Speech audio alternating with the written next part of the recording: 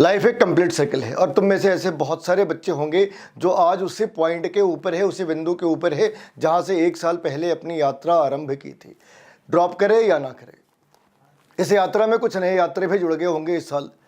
लेकिन ड्रॉप करना है नहीं करना है ये तुम्हारी अपनी पर्सनल ओपिनियन हो सकती है, डिसीजन हो सकती है। बाहर का कोई बंदा तुम्हारी कोई हेल्प नहीं कर सकता। क्यों?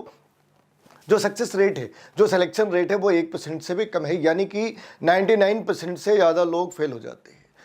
कुछ लोग चौथी या पांचवी ड्रॉप लेकर भी कामयाब हो जाते हैं। वो इस बात पे डिपेंड करते हैं कि वो कौन से मटेरियल के बने हैं। You have not left any stone unturned. तुमने सारी कोशिश कर ली और फिर तुम्हारे मार्क्स आ रहे हैं 200, कुछ नहीं कर सकते। लेकिन अगर तुम्हारे मार्क्स 350 से 575 लेट इट बी या 595, ये कट ऑफ लोग मान के चल रहे हैं कि 595 कट ऑफ है, यानी कट ऑफ से थोड़े पहले है।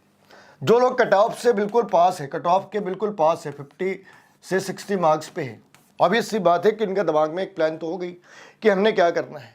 लेकिन जो उससे दूर रह गए, जो 100 मार्क्स, 150 मार्क्स, 200 के गैप पे है, उन्हें ड्रॉप लेनी है नहीं लेनी है, ये इस बात पे डिसाइड करता कि मेडिकल के अंदर मेडिकल के अंदर ब्रेन की बहुत ज़्यादा ज़रूरत नहीं है। मेडिकल के अंदर मेरिट बहुत ज़्यादा ज़रूरी नहीं है। यहाँ पे डिसिप्लिन इंपॉर्टेंट फैक्टर है। क्या करना होता भाई, तुम्हें 7 से 8 घंटे रोज के हिसाब से डेली तुम्हें 200 से 250 दिन मेहनत करनी है। अगर तुमने इससे ज़्यादा मेहनत कर ली, 300 दिन मेहनत कर ली, तुम्हारी श्रद्धा है। लेकिन 5 दिन 10 दिन मेहनत करके तुम एम्स के टॉपर बनना चाहो तो इसे दृष्टि भ्रम कहते हैं, इसे जो है वो माया मोह कहते हैं। तो ऐसा नहीं हो सकता। तो ये डिसाइड करना तुम्हारा काम है। लेकिन अगर मान लो तुमने डिसाइड कर लिया कि तुम्हें ड्रॉप करना है, तो यहाँ पे ऑनलाइन प्लेटफॉर्म तुम्हारे सामने एक ऑप्शन की तरह है। ऑनलाइन प्लेटफॉर्म क्यों सेलेक्ट करें? और ऑनलाइन में सपोज अगर मान लो तुम नेट प्रेप की बात कर रहे तो उसे भी क्यों सेलेक्ट करें? तो ऑनलाइन में सबसे बढ़िया सी बात क्या होती है, ऑन एन एवरेज 1/4 से 1/10 तक फी कम होती है। फी कम होना ही सिर्फ एक क्राइटेरिया नहीं है। क्राइटेरिया ये भी है कि जो लोग तुम्हें पढ़ा रहे उनकी एक्सपोजर कितनी है।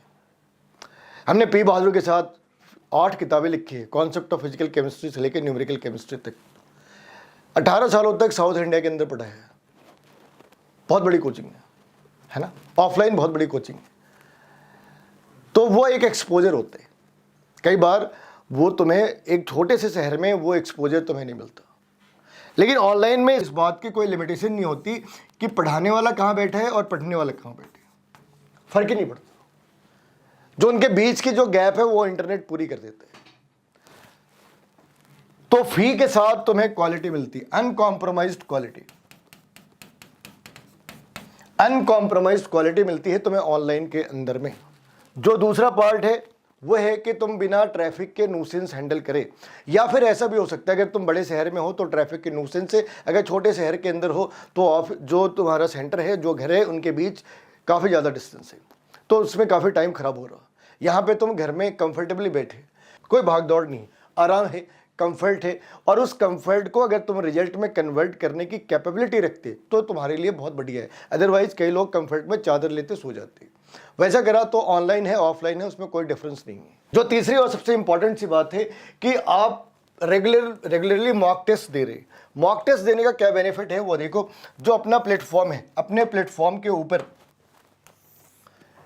50 के आसपास रेगुलर टेस्ट है जो यहाँ पे लिख रखी है। जो ऑनलाइन प्लेटफॉर्म है वहाँ पे टेस्ट जनरेटर करके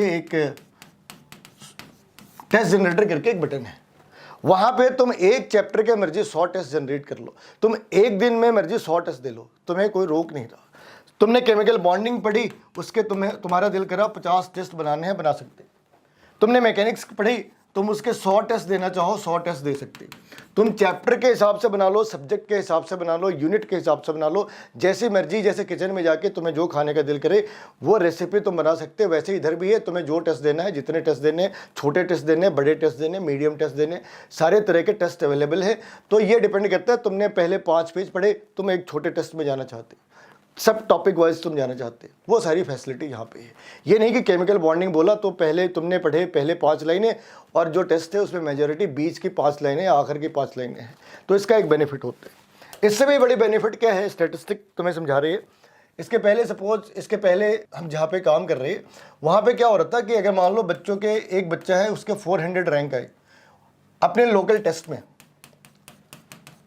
तो उसे बताया जाता था कि भाई तुम्हारे जो है ना ऑल इंडिया आईआईटी के अंदर 4000 रैंक आनी है। तो कहीं पे इसे 10 से मल्टीप्लाई कर लेते, कहीं पे इसे 8 से मल्टीप्लाई कर लेते, कहीं पे 5 से मल्टीप्लाई कर लेते, डिपेंड करते। लेकिन इसके लिए बहुत ज़रूरी है कि आपके पास सैम्पल साइज कितना है, 17,000 है, 20,000 है, 30,000 है। जितनी ज़्यादा सैम्पल साइज होगी, जितनी बड़ी सैंपल साइज उतनी आसानी से और उतनी परफेक्शन के साथ रैंक प्रिडिक्ट करी जा सकती है।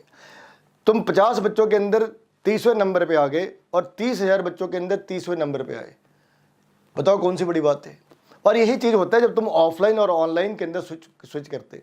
ऑफलाइन के अंदर में क्या है, एक सेंटर की अपनी लिमिटेशन है, 100 होंगे, 200 होंगे, 300 होंगे, इससे ज़्यादा तो नहीं होगा। तो वहाँ पे तुम्हारी कंपटीशन उन 300-400 लोगों के साथ है, लेकिन ऑनलाइन में ये बैरियर खत्म हो जाती है। ऑनलाइन के अंदर ऐसी कोई बैरियर एग्जिस्ट नहीं करती। अपने ऑनलाइन प्लेटफॉर्म पे अगर 30,000 लोग हैं तो तुम्हारी कंपटीशन उन 30,000 लोगों के साथ हो रही है, और अगर तुम कंसिस्टेंटली 200 रैंक लेकर आ रहे तो सिलेक्शन भी उसके हिसाब से एश्योर्ड हो जाते हैं। इसके साथ ये जो अपना लास्ट पॉइंट है, एक्चुअली क्या होता है, कुछ एक जो टॉपिक है वो जेन्युइनली बॉटलनेक एरिया है, कुछ एक ऐसे टॉपिक हैं जो बड़ी जगहों पे आसानी से डील करे जाते हैं, लेकिन छोटी छोटी सी जगहों के ऊपर में लोग उसे भूल जाते या लोग उसे इग्नोर कर देते। कई बार क्या है, एनसीईआरटी के अंदर चीज़ें इस तरीके से लिखी है कि बहुत ज़्यादा क्लैरिटी नहीं आती। अब जो लोग वहाँ पे पहले से पढ़ा रहे, छोटे शहर की बात है, उनके एक्सपोजर ज़्यादा नहीं है, वो बहुत ज़्यादा स्ट्रेन नहीं लेते। लेकिन वो स्ट्रेन ले या ना ले, इसका एनटीए से कोई लेना नहीं। हो सकता है उन्होंने तुम्हें कहा हो कि इस वाली जगह से सवाल नहीं आते, मगर सवाल आ गए, फिर तो वो जो ग्रे एरिया है ना, जो एक ग्रे सी एरिया है जो लोकल जगहों पे सॉर्ट आउट नहीं हो सकते, वो ऑनलाइन के ऊपर सॉर्ट आउट हो सकते हैं। अपना एक डाउट का विंडो है।